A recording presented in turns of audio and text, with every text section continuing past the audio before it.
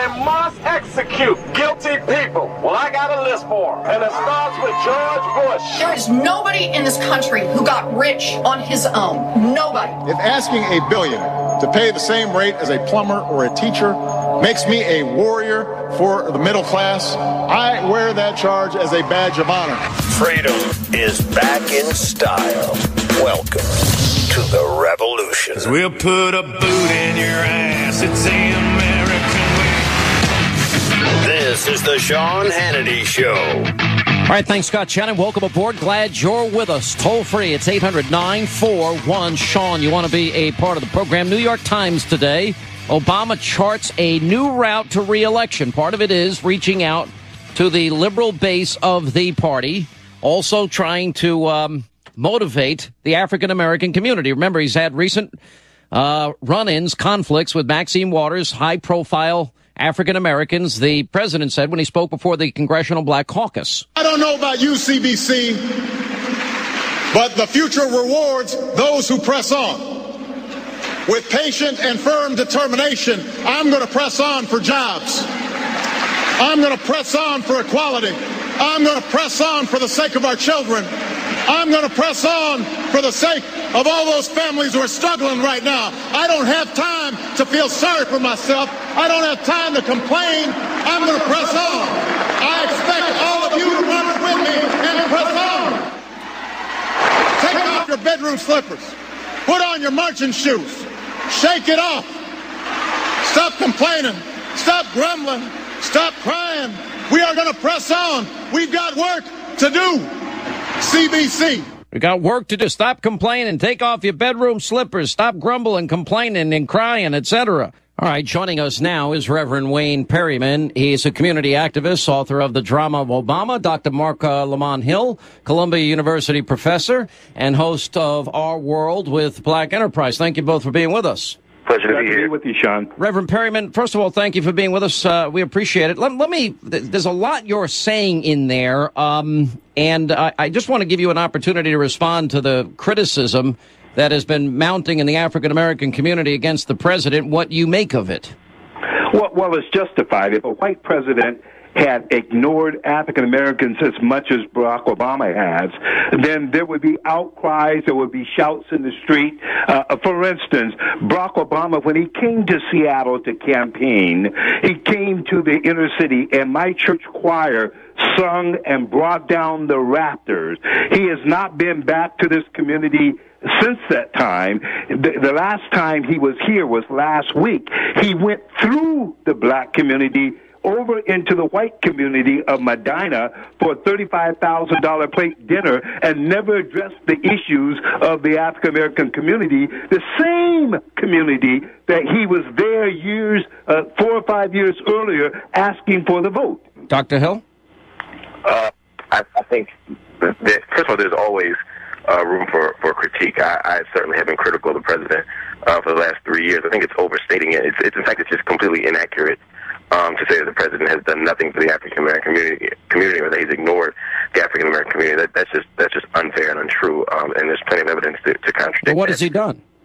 Well, we could look at, first of all, if you look at universal policies, which is what many people have advocated for, you see everything from jobs bills to universal health care. But none of this has worked. I mean, you act as though none of this has been a success. Healthcare hasn't worked yet, Sean. I mean, well, sure, we're going to pour $1 trillion down the tubes, just like Solyndra and green energy, and we'll find out a few years later we wasted the money. And I promise I'll bring you back. There's a contradiction now between saying we will find out and saying that it's already failed, right? Even if what you're saying is true. I know it's failing because it's never worked anywhere else. Well, we may disagree on that point, but said the president has done nothing for African American community. I'm not going to give you more concrete. If you talk about, well, I asked you specifically, and you start talking about broad generalizations about his leftist agenda. Let's talk about $5 billion for home weatherization, which provides... Home weatherization. That's what he's done for the African-American community? We can talk about 400... Let me finish. Sean, we don't have no homes. Our homes have been foreclosed on. There's nothing to do any weatherization on because we don't have the homes. Our homes are foreclosed because of our high unemployment. I didn't interrupt you at all. You talked for 2 minutes. Can I just complete my thought, please? African-American unemployment is high. Absolutely. But if you look in urban areas, African American unemployment has been at or above 50% at several moments in the 2000s, several moments in the 1950s, several moments in the 1970s. I'm not defending unemployment. My point here is that to say that the president has done nothing for black people when I just well, I ask you about it, you start talking about weatherization no, Sean. I also said and about supermarkets. Yeah, nutritional programs. Nutritional programs. Let me finish. Government dependence? Prisoner reentry programs. Education programs. Prison reentry programs. Yes. So this is helping African Americans that we're going to make sure the government provides them some type of food assistance, and we're going to help people when they get out of prison. That's helping the African American community? Let me ask Reverend Perryman this. Reverend, you did something that I really got to give you a lot of applause for, because I really resent, as a Christian, as a conservative, this false lie, this false narrative that conservatives and Tea Party members are racist. As one congressman said, that they want blacks in America today hanging from trees, that we can go straight to hell, that we're sons of bitches. I'm tired of this narrative, because that is just false. It's an outright lie. And I don't think there's been enough people that have been willing to stand up like yourself and counter what is an obvious, propaganda lie against innocent people that just believe in limited government. Well, Sean, it seems like the only people that play the race card are members of the left or the Democratic Party. That's almost like the Ku Klux Klan becoming the race police.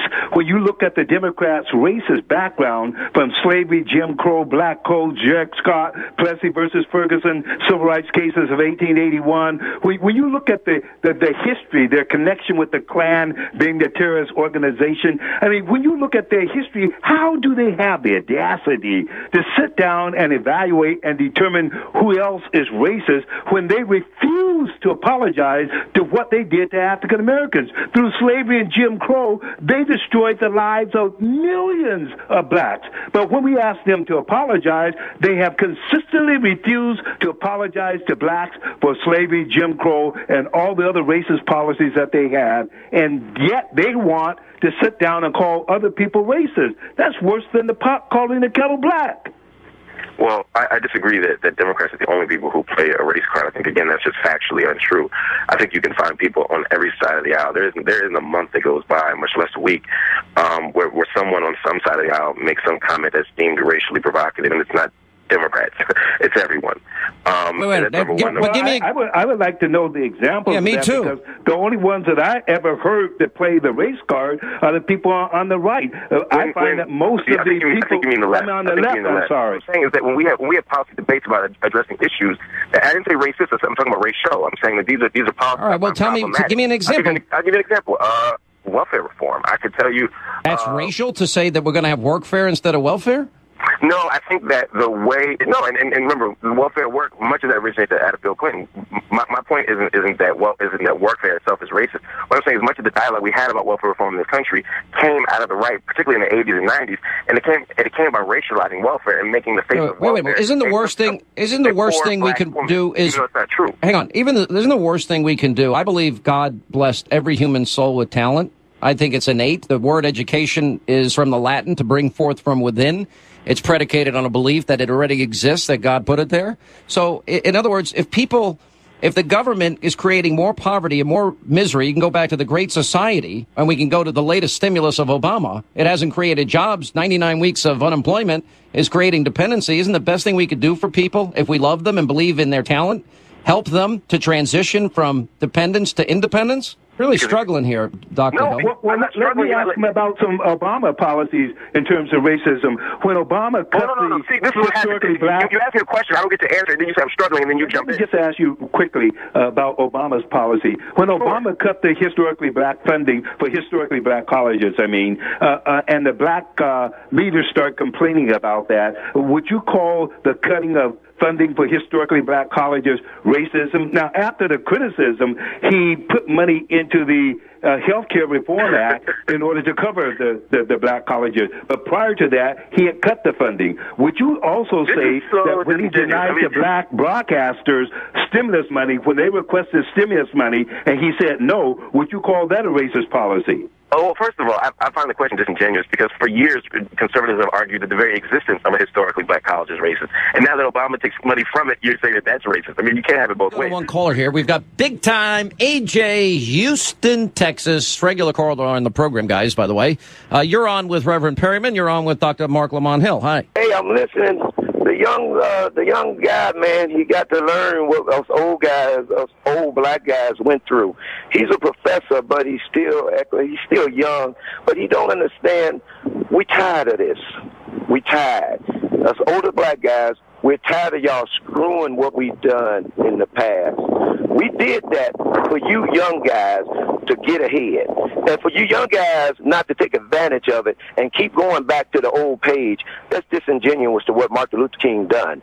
And I'm sick of hearing y'all talking about racism. This is the most racist president we ever had, and y'all calling him the first black president? Wait a minute. Hold up. Black president? Well, he's a black president. Is something wrong with this picture or what? What's racist about this? Why do you call him racist? What's racist? He's a black man in the White House. That's what they're saying. So what's racist? Oh, we was past this. We should be worrying about jobs. People getting back to work. Are you seeing these black people out here suffering since y'all want to use that? The black folks are suffering more than Obama tell them to get off their butts. Stop complaining. Stop crying. Stop whining. I wish we could go. We went a full hour here, longer than we thought we'd go, and I wish I had more time, but we'll have you back, I promise. Reverend Perryman will continue to follow your lawsuit. Dr. Hill, thank you as always, and big time AJ, we love you. Thank you so much for being on the program. I just wish we had more time. I mean, we could talk about this all day. Sean Hannity.